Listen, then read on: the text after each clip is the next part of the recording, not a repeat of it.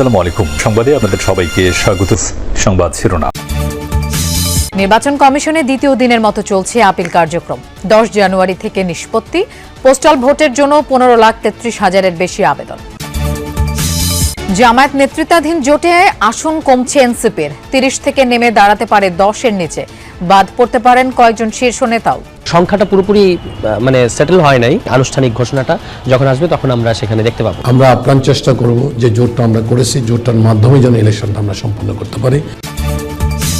উৎসবমুখর পরিবেশে জগন্নাথ বিশ্ববিদ্যালয়ে চলছে কেন্দ্রীয় শিক্ষার্থী সংসদ নির্বাচন।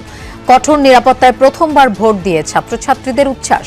আমরা চাই যাতে যোগ্য প্রার্থী আমাদের নির্বাচিত হয়ে আসুক, যাতে জগন্নাথের কল্যাণে কাজ করতে পারে। তাদের কাছে আমাদের রিকোয়েস্ট থাকবে পরবর্তীতে আমাদের সকল অধিকার আদায়ে জানে তারা ঐক্যবদ্ধ হয়ে আমাদের হয়ে কাজ করে। আমি যে আজকে ভোট দিতে যাইতে পারতেছি জীবনে প্রথমবার, এটাই অনেক বড়। দেশের উত্তর ও দক্ষিণ পশ্চিমাঞ্চলে হাড় কাঁপানো শীত। মৌসুমের সর্বনিম্ন তাপমাত্রা রেকর্ড রাজশাহীতে 7 ডিগ্রি সেলসিয়াস। শীত তো অনেকের মধ্যে বাচ্চাদের নিয়ে বের হয় একটু রিস্কি হয়ে যায়। আমরা শীতে অনেক কষ্ট করে স্কুলে আসতেছি। আমরা কাজ করতে পারছি না শীতের ছেলায়, বুঝছেন? ওই শীতের ছেলায় রাস্তায় লোকজন নাই। নতুন পাঠ্যপুস্তকে মুক্তিযুদ্ধের নির্মোহ ইতিহাস। স্বাধীনতার ধারাবাহিক বর্ণনার পাশাপাশি স্থান পেয়েছে বহু নেতার অবদান আর শেখ হাসিনার ভয়াবহ দুঃশাসনের চিত্র। বঙ্গবন্ধুর সমান সাইজের ছবি আর একজনেরই ছিল, সেটা হচ্ছে জেনারেল জগজিৎ সিং অরোরা। বাকি যে নেতারা ছিলেন তারাও তো অগুরুত্বপূর্ণ না, তাদের কারো ছবিই ছিল না, কারো সম্পর্কে কিছু লেখা ছিল না। ভারত থেকে বিশ্বকাপের ম্যাচ সরাতে আইসিসির সিদ্ধান্তের অপেক্ষায় বিসিবি। মোস্তাফিজ ইস্যুতে বিসিসিআই এর ভূমিকায় বিস্ময় পাকিস্তান ও শ্রীলঙ্কার 2 সাবেকের। ত্রয়োদশ জাতীয় সংসদ নির্বাচনে প্রার্থিতা ফিরে পেতে আপিল কার্যক্রমের দ্বিতীয় দিন আজ রিটার্নিং কর্মকর্তাদের সিদ্ধান্তের বিরুদ্ধে আবেদন করছেন প্রার্থীরা। একই সাথে বিভিন্ন আপত্তির নিষ্পত্তি হচ্ছে। আপিলের প্রথম দিন গতকাল ইসিতে 42টি আবেদন জমা পড়ে। ছোটখাটো তথ্য সংশোধনের জন্য প্রার্থীদের সময় দেওয়া হচ্ছে। আগামী 9 জানুয়ারি পর্যন্ত আপিল আবেদন গ্রহণ করা হবে। 10 থেকে 18 জানুয়ারি পর্যন্ত আপিলগুলো নিষ্পত্তি করবে কমিশন। প্রার্থিতা প্রত্যাহারের শেষ সময় নির্ধারণ করা হয়েছে 20 জানুয়ারি। মনোনয়নপত্র যাচাই বাছাই শেষে সংশ্লিষ্ট রিটার্নিং কর্মকর্তারা মোট 723 জন প্রার্থীর মনোনয়ন বাতিল করেছেন। এতে বৈধ প্রার্থীর সংখ্যা দাঁড়িয়েছে 1842 জন। জামায়াতের সাথে জোটবদ্ধ হওয়ার সময় প্রাথমিকভাবে 30টি আসনের ব্যাপারে সমঝোতা হয়েছিল এনসিপির, কিন্তু চূড়ান্ত সিদ্ধান্তে তা নেমে আসছে 10-এর নিচে। এতে বাদ পড়তে যাচ্ছেন এনসিপির বেশ কয়েকজন আলোচিত নেতা। যদিও নির্বাচনী কৌশলের কারণে এখনই এ নিয়ে আনুষ্ঠানিকভাবে কোনো কথা বলতে রাজি হয়নি জামায়াত বা এনসিপির কেউই। দল দুটির নেতারা অবশ্য আভাস দিয়েছেন সমঝোতার স্বার্থে কিছু আসন সংযোজন বিয়োজন হতে যাচ্ছে। সব চূড়ান্ত করা হবে 20 জানুয়ারির মধ্যে। বিস্তারিত লামিয়া তিথি রিপোর্টে। মনোনয়নপত্র যাচাই বাছাইয়ের পর এখন চলছে আপিল শুনানি। তবে এখনো ঠিক হয়নি জামায়াত এনসিপি জোটের চূড়ান্ত প্রার্থী তালিকা। ঠিক কত আসনে এনসিপিকে ছাড় দেওয়া হচ্ছে তা নিয়ে এখনো দ্বিধান্বিত দলটির প্রার্থীরা। তাই পুরোপুরি মনোযোগ দিতে পারছেন না নির্বাচনী কাজে। এ নিয়ে এখনই আনুষ্ঠানিকভাবে কথা বলতে রাজি নন জামায়াত এনসিপির নেতারা। তবে জামায়াত চায় জনভিত্তি ও জনপ্রিয়তা আছে এমন প্রার্থীদের চূড়ান্ত তালিকায় রাখতে। এই শর্তের বেড়াজালে কমে যেতে পারে এনসিপিকে প্রাথমিকভাবে ছাড় দেয়া 30 আসন। বাদ পড়তে পারেন এনসিপির অনেক শীর্ষ নেতা, যা নিয়ে ফের উত্তাল হতে পারে দলটির অন্দরমহলে।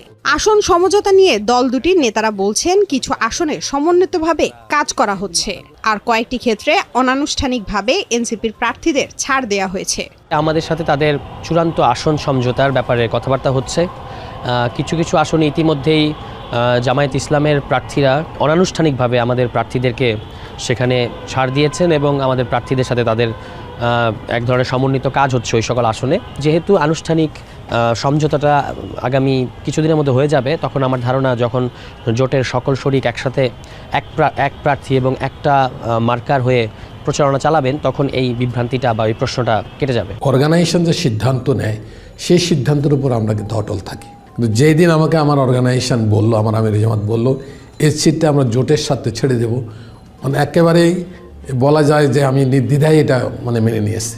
বরঞ্চ আমরা যাকে প্রার্থী করেছি তাকে আমি গত পরশুদিন যে ছিল যেটা এই নির্বাচন কমিশনে যে বৈধতার ওই সময় আমি ওনার সাথে ছিলাম এবং ওনাকে হেল্প করব। উনি আমার সহযোগিতা নেবেন, আমি ওনার সহযোগিতা করব।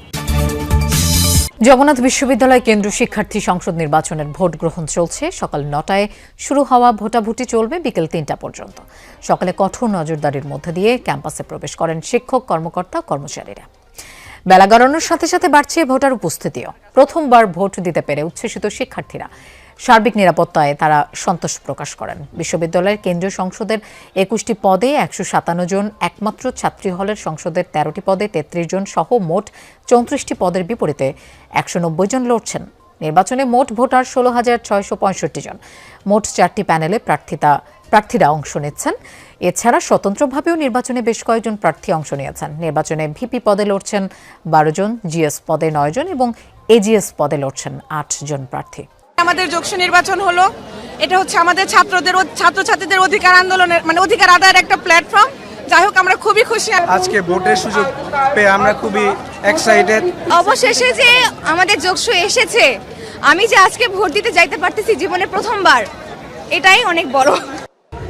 এদিকে যোগসু নির্বাচনের সকালে জগন্নাথ বিশ্ববিদ্যালয়ের কর্মকর্তা পরিচয়ে ভেতরে প্রবেশ করতে চেয়েছিলেন এক ব্যক্তি। তবে প্রবেশের সময় আইডি কার্ড দেখাতে না পারায় তাকে ধাওয়া দেয় শিক্ষার্থীরা। মারধরের পর তাকে পুলিশের কাছে সোপর্দ করা হয়।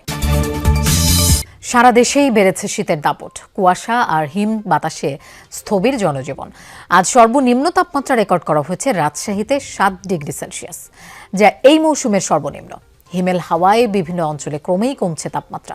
কুয়াশার চাদরে ঢাকা চারপাশ। প্রয়োজন ছাড়া কেউ ঘর থেকে বের হচ্ছেন না। ভোগান্তি বেড়েছে ছিন্নমূল ও খেটে খাওয়া মানুষের। কমেছে আয় রোজগার। দরিদ্র মানুষের মাঝে শীতবস্ত্র বিতরণ হলেও তা প্রয়োজনের তুলনায় অপ্রতুল। ঘন কুয়াশায় নৌ রুটগুলোতে বিঘ্ন ঘটে ফেরি পারাপারে। শীতের সাথে পাল্লা দিয়ে বাড়ছে ঠান্ডাজনিত রোগ ব্যাধিও। প্রতিদিনই নতুন নতুন রোগী ভর্তি হচ্ছে হাসপাতালগুলোয়। অনেক কষ্ট হয়, একটু লাটতে তাও একটু লাটতে হয়, পড়তে তো হবেই। শীত তো অনেক, এর মধ্যে বাচ্চাদের নিয়ে বের হয় একটু রিস্কি হয়ে যায়। দিন মজুর যারা খেটে খায় তারা ফাঁকায় বেড়াইতে পারছে না, কাজ কামে কষ্ট অনেক।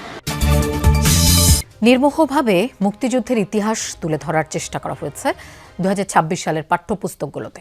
গৌরবময় এই ইতিহাসে সব নেতার ভূমিকাই উল্লেখ করা হয়েছে নতুন বছরের বইয়ে।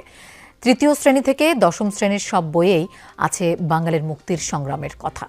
5ম শ্রেণীর বই থেকে রয়েছে রাজাকার সহ স্বাধীনতা বিরোধী শক্তির কথা। এছাড়া এবারই প্রথম সাবেক প্রধানমন্ত্রী শেখ হাসিনার শাসনামলের বিস্তারিত তুলে ধরা হয়েছে। 1ম থেকে 10ম শ্রেণীর বাংলা ইতিহাস, বাংলাদেশ ও বিশ্ব পরিচয় এই বই বিশ্লেষণ করে আরো জানাচ্ছেন আলামিন হক অহন। সব শ্রেণীর বাংলাদেশ ও বিশ্ব পরিচয় বইয়ে মুক্তিযুদ্ধের ইতিহাস তুলে ধরা হয়েছে বহু নেতার অবদান। শেখ মুজিবুর রহমান, জিয়াউর রহমান, মাওলানা আব্দুল হামিদ খান ভাসানী, সেই সাথে জাতীয় 4 নেতা, সামরিক নেতৃত্বে জেনারেল এমএজি ওসমানী, সবার নামই উল্লেখ করা হয়েছে যথাযথ গুরুত্বের সাথে। স্বাধীনতার পর অন্তত 7 বার পরিবর্তন হয়েছে মুক্তিযুদ্ধের বয়ান।